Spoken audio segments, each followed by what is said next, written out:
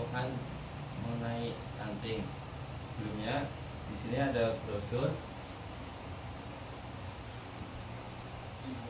Ibu-ibu bisa nanti mendengarkan sambil membaca-baca. Nah, rekan-rekan saya akan menjelaskan apa itu stunting. Baik. Jadi ibu-ibu bisa buka leafletnya ya, sambil saya jelaskan. Jadi stunting itu adalah kondisi di mana tinggi badan anak itu lebih rendah dari standar pertumbuhan anak seusianya, yang dimana disebabkan karena kekurangan gizi kronis. Hal ini terjadi dalam periode 1000 hari pertama kehidupan. Nah, gejala ini muncul setelah anak berusia 2 tahun. Bagaimana ibu-ibu? Apakah sudah mengerti? Nah, stunting ini nanti juga mempunyai dampak dan cara pencegahannya yang akan dijelaskan oleh rekan saya. Untuk selanjutnya yaitu ada penjelasan mengenai penyebab stunting ya ibu-ibu. Pasti kan kita kan belum tahu kan penyebab stunting itu kenapa, karena ibu kan pasti kan taunya kenapa ya anak saya tiba-tiba stunting gitu kan. Nah itu ada penyebabnya ibu-ibu. Jadi penyebabnya itu yang pertama adalah pendapatan keluarga. Nah pendapatan keluarga itu menjadi faktor resiko yang dapat mempengaruhi keluarga dalam memenuhi kebutuhan gizi pada anak-anak, baik kebutuhan kualitas maupun kuantitas ini makanan yang dikonsumsi oleh anak. Kemudian yang kedua yaitu ada pekerjaan ayah dan ibu balita. Nah, pekerjaan ayah dan ibu balita itu sangat mempengaruhi pemenuhan kebutuhan gizi pada balita, karena anak itu membutuhkan makanan yang sesuai dengan kebutuhannya, tetapi kalau apabila ekonomi tidak memenuhi itu tidak akan terpenuhi. Kemudian yang ketiga itu ada pengetahuan gizi ibu balita. Nah, pengetahuan gizi ibu balita itu salah satu penyebab stunting yang dapat berdampak pada perilaku orang tua. Nah, khususnya itu ibu dalam pemilihan makanan yang diberikan itu harus berkualitas agar anak tidak terkena stunting. Terus yang selanjutnya itu ada pendidikan ayah dan ibu balita. Nah, pendidikan ayah dan ibu balita itu apabila seorang ibu itu pendidikannya masih kurang tentang stunting, itu kita kan tidak bisa mengedukasi ke anak-anak kan. Jadi kita masih bingung itu harus dikasih makanan seperti apa gitu kan. Jadi itu tuh sangat penting. Kemudian yang kelima itu ada kelengkapan imunisasi balita. Nah, ibu-ibu itu harus rutin mengecek itu balita itu sudah diimunisasi itu berapa kali gitu kan ya Bu. Nah, apabila imunisasinya itu belum lengkap itu dapat mempengaruhi perkembangan balita. Kak. Nah, ibu-ibu di sini selanjutnya ada sosial budaya. Nah, sosial budaya itu ngaruh juga Bu pada status gizi, ada nilai makanan yang sama dengan kepercayaan terhadap makanan. Nah, selanjutnya ada ketahanan pangan keluarga. Di situ ada kaitannya juga dengan kekurangan asupan gizi sejak bayi di dalam kandungan. Terus ada ketetapan pembersihan empasi, yaitu ketetapan pemberian empasi kayak lambatnya pemberian empasi pada masa bayi. Terus selanjutnya ada riwayat infeksi balita, yaitu kayak waktu masih balita ada riwayat menderita penyakit.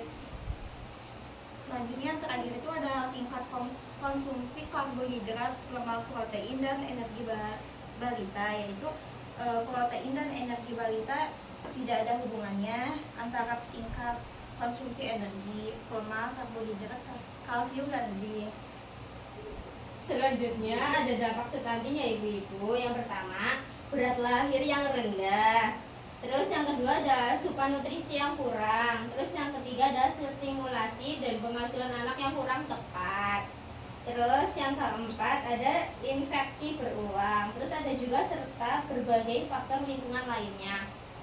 Selanjutnya ini ada piramida makanan nih ibu. Ada sedikit gula, garam, minyak. Untuk gula 4 sendok makan, garam 1 sendok teh, dan minyak 5 sendok makan per hari. Lalu ada makanan pokok 3-4 porsi per hari. Lalu ada buah dan sayur. Untuk buah 2-3 porsi per hari, dan sayur 3-4 porsi per hari. Lalu terakhir ada berisi sumber lemak dan protein 2-4 porsi per hari. Selanjutnya ada pencegahan stunting.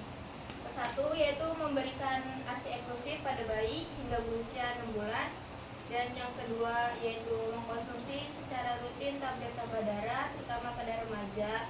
Dan yang ketiga yaitu memantau perkembangan anak dan membawa ke posyandu secara berkala. Dan yang keempat yaitu memberikan ASI eksklusif pada bayi hingga berusia 6 bulan. Baik Ibu-ibu, bagaimana penjelasan dari rekan-rekan saya mengenai stunting? Apakah Ibu-ibu sudah paham? Sudah. Ibu-ibu, saya mau tanya, apa itu stunting yang tadi sudah dijelaskan? Gizi buruk, Mas. Apa sih kayak gitu aja? Gizi buruk, Mas. Gizi buruk.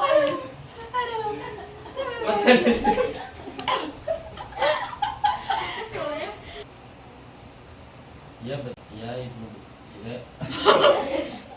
ya Ibu-ibu, betul. Stunting itu adalah keterlambatan pertumbuhan bagi anak-anak balita. Jadi apabila ibu-ibu ingin memiliki balita atau anak-anak, mohon untuk diperhatikan pertumbuhannya agar tidak terjadi stunting.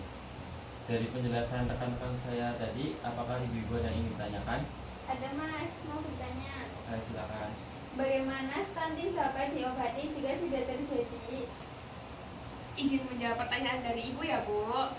Jadi stunting itu tuh sulit untuk diobati ya Bu. Pengobatannya itu memerlukan waktu yang cukup lama. Akan tetapi Ibu bisa berupaya dengan memperbaiki gizi anak Ibu ya Bu ya. Dan meningkatkan kesehatan pada anak Ibu supaya tidak terjadi stunting lagi. Jadi Ibu tuh harus benar-benar memperhatikan anak Ibu ya. Makanya apa pagi, siang, sore, malam ya Bu ya. Begitu Ibu, apakah sudah bisa menjawab pertanyaan dari Ibu? Sudah, terima kasih, Mbak. Iya Bu, sama-sama. Bu, apakah ada yang ingin ditanyakan lagi? Ada, Mas. Silakan Ibu. Apakah stunting itu dapat terjadi pada usia remaja? Izin menjawab ya Bu.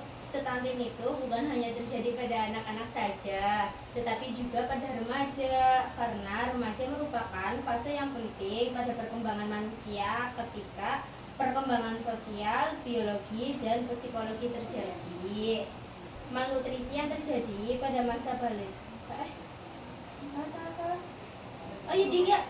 Balen ya, balen.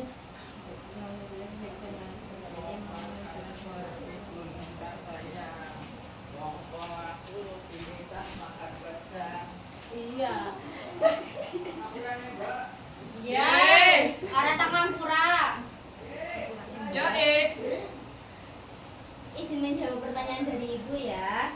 Stunting bukan hanya terjadi pada anak-anak saja, tetapi juga pada remaja. Remaja merupakan fase yang penting pada perkembangan manusia ketika perkembangan sosial, biologi, dan psikologi terjadi. Malnutrisi yang terjadi pada masa balita yang mengindikasikan stunting akan berakibat pada pertumbuhan dan perkembangan remaja terhambat. Seperti itu Bu, apakah bisa menjawab pertanyaan dari Ibu? Ya, terima kasih, Mas. Baik Ibu-ibu, untuk pertanyaan sudah dijawab semua ya. Apakah ada yang ditanyakan lagi? Tidak ada Ibu-ibu. Baik Ibu-ibu, apakah pertanyaannya sudah terjawab semuanya? Sudah. Apakah ada yang ingin ditanyakan lagi Ibu-ibu? Tidak, Mas. Baik Ibu-ibu, untuk penyuluhannya sudah selesai. Mungkin sudah cukup jelas dan tadi sudah ada yang bertanya. Mungkin cukup sekian penyuluhan dari kami. Mohon maaf bila ada kesalahan kata. Assalamualaikum warahmatullahi wabarakatuh.